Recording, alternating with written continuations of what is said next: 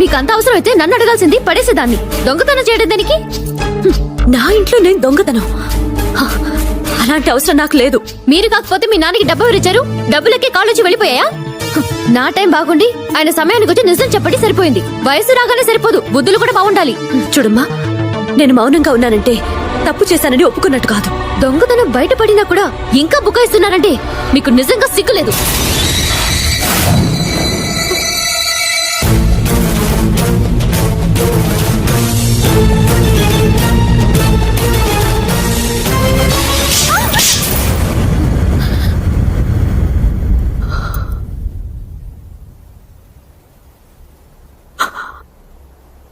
పో లోపలికి.